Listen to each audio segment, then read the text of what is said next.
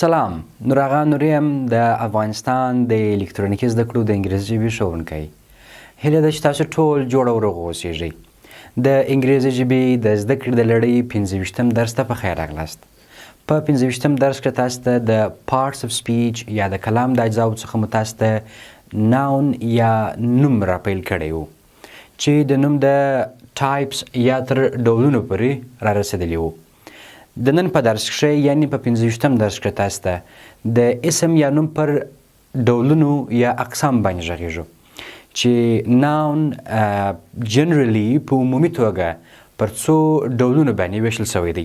یو خو ډولونه دي عمومي، بل هر ډول یې بیا بیل په خپل ځان کې نوري فرعي برخې لري. زه هڅه ډیره کوم چې تاسو ته دغه درسونه په ډیره ساده او ډیره په فصیح ژبه باندې او په ډیره فصیح توګه باندې تاسو ته وړاندې کړم. او ستاسو څخه یوه هیله دا لرم چې کوم درس تاسو ته وړاندې کیږي هغه د خپلې ځانګړي د یاداشت په کتابچه کې د سره یاداشت کړئ، مهم نقاط او نکتې ځان سره ولیکئ، یاداشت یې کړئ. که چیرې کومه ستونزه لرئ، مشکل لرئ یا وړاندیز لرئ، هلته کولی شئ چې د یوټیوب چینل په کامنټ ځای کې هغه در سره کامنټ کړئ، او یا مستقیم کولی شئ چې د فیسبوک پاڼې له لارې هلته هم کامنټ کړئ او خپل نظر را سره شریک کړئ. نو راځو د درس پر لور باندې. ټایپس آف ناونز، د نومونو یا اسمونو ډولونه یا اقسام. لومړی پرپر ناون، خاص نوم یا ځانګړی نوم. خاص نوم یا ځانګړی نوم are the names of particular persons, things and places. خاص نومونه چې دي دا د خاصو یا ځانګړو اشخاصو، خاصو یا ځانګړو شیانو، خاصو یا ځانګړو ځایونو لپاره کارول کیږي. موږ او تاسې په خپل چاپیریال کې او په کل په ټوله هیواد یا نړۍ کې خاص نومونه لرو، ځانګړي نومونه لرو یا ځانګړي ځایونه لرو، او یا دا ځانګړي شیان دي چې هغه یوازې په یو فرد یا په یو شخص پورې مربوطیږي بلکې څوک یې نه لري، یعنی د هغه ساری بل نه وي موجود. دې ته پرپر ناونز یا خاص یا ځانګړي نومونه وایي، چې ما تاسو ته فقط دوه مثاله تاسو ته پوهېدنې لپاره راوړي دي. لکه مثال احمد شاه بابا.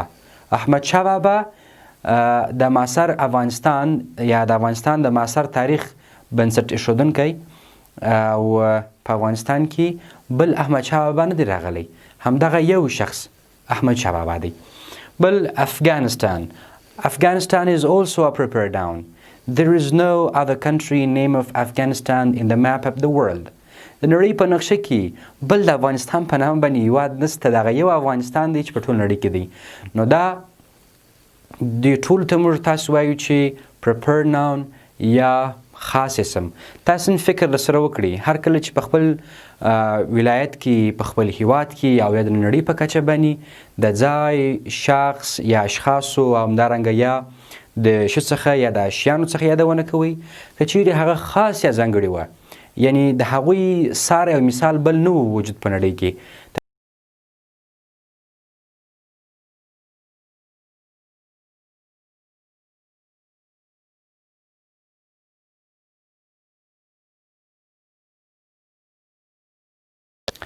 دوهم common nouns.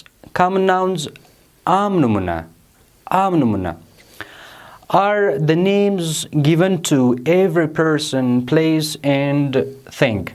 عام نومونه هغه نومونه دي چې هر شخص، هر ځای یا هر شي ته ورکول کېدلی شي، یعنی د هغوی هم مثله په نړۍ کې ډېر زیات یا شمیر ډېر زیات وي، هغوی ته موږ تاسې عام نومونه وویلی سو چې هر یو د دې عامو نومونو څخه استفاده کولی شي او په چاپیریال کې هغه ته په هغه نومونو باندې نوموي او هغه یادوي. مثال لکه بویز هلکان، او سکولز ښوونځی، او چیرز چوکۍ.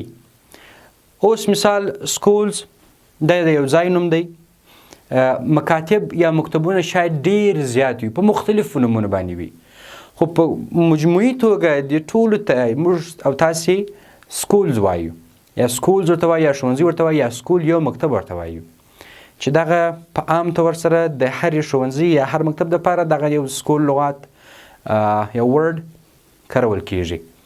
دغه په کل کې عام نومونه هغه نومونه دي چې د هر شخص، هر ځای او هر شي لپاره وکارول شي. دریم compound nouns.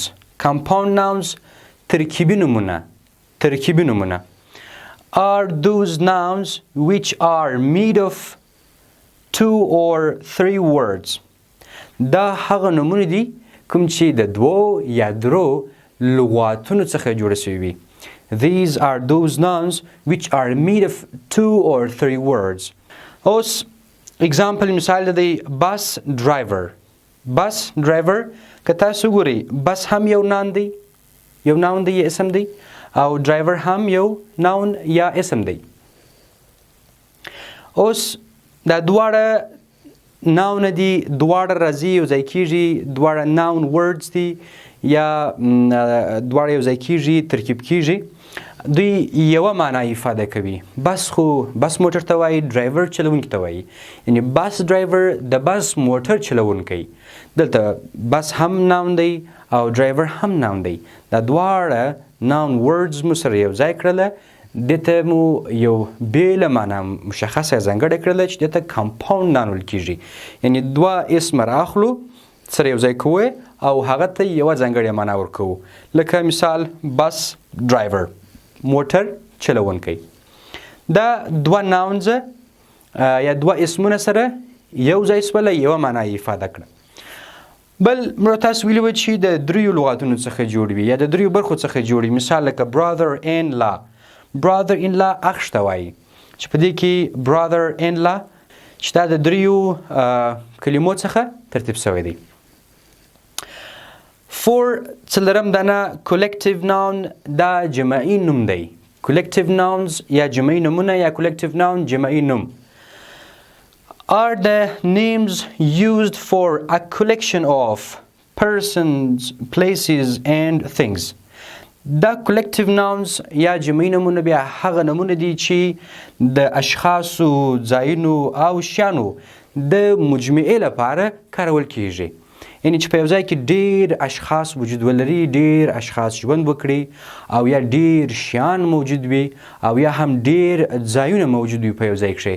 د هغه دپاره موږ او تاسې د collective nouns یا جمعي نومونه کارولی سو او استفاده کولی سو. مثال for example army pose. pose دا د مختلفو اشخاصو یو مجموعه ده. په دې پوز کې مختلف ډول اشخاص راجمع کیږي. یو مکمل پوز، یو مکمل ټیم یا مکمل کلیکشن ترتیبوي او جوړوي. فیملی کورنۍ هم د مختلفو اشخاصو مجموعه ده. په دې کې مختلف اشخاص اوسیږي، مور دی، پلار دی، خویندې، ورونه، دا ګرده پکښې اوسیږي، ژوند پکښې کوي. او ټیم هم دغسې دی. مثلا a team of cricket, team of football. These are also the teams that they are made of different people and they have involvement in there and these are called collective nouns.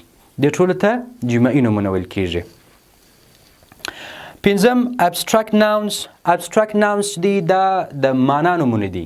abstract nouns د معنا نومونه. For example are those nouns which have no physical existence or shape. د معنا نومونه بیا هغه نومونه دي کوم چې فیزیکي موجودیت یا شکل ونه لري. د معنا نومونه هغه نومونه دي کوم چې فیزیکي موجودیت ونه لري او یا شکل ونه لري. یعنی موږ تاسو نسو کولی چې هغه حس کړو، ټچ کړو، وینو او یا هغه خاص یا ځانګړی شکل ولري. For example honesty صداقت یا ایمانداري. اوس که څوک صداقت او ایمانداري لري، موږ نسو کولی چې د هغه صداقت او ایمانداري لمس کړو، وینو او یا هغه یو ځانګړی شکل ولري. د هغه ترڅنګ knowledge پوهه ده، علم دی. موږ نسو کولی چې د یو چا علم ووینو یا د هغه علم موجود وي چې موږ تاسې هغه علم ووینو او یا د هغه ټچ کړو. او love مینه ده. مینه هم نسو کولی چې ووینو یا ټچ کړو او فیزیکل اگزیسټنس هغه هم نه لري. نو abstract nouns چې دي دا بیا د معنا نومونه دي. مثال لکه په honest کې، knowledge کې، love کې همدغسې تاسو نور اسمونه چې په پوهیږئ یا مو اورېدلي وي د هغه دپاره کولی شئ چې abstract nouns وکاروئ. شپږم concrete nouns. concrete nouns د ذات نومونه یا ذاتي نومونه دي. concrete nouns د ذات نومونه یا ذاتي نومونه دي. are those nouns هغه اسمونه دي which has a physical shape or existence کوم چې فیزیکي بڼه ولري، شکل ولري او هم موجود وي، هم موجودیت ولري، هم فیزیکي حضور ولري، شکل ولري، شکل یې ثابت وي. for example مثال car موټر دی، موټر وجود لري، فیزیکي شکل یې معلوم دی، کولی شئ چې هغه لمس کړئ. these are the concrete nouns. water اوبه هم فیزیکي وجود لري، کولی شئ چې هغه په یو لوښ کې واچوي، د هغه خپل ځان لپاره خاص ځانګړی شکل اخلي، وجود لري او ماده یې معلومه ده چې لیکوید یا مایع ماده ده. ملک شیدې هم په همدې ډول باندې دی. 7 material nouns د جنس نومونه are those nouns which refer to substance هغه نومونه دي کوم چې په مادي پورې اړه ولري یا مادي پورې اړوندیږي.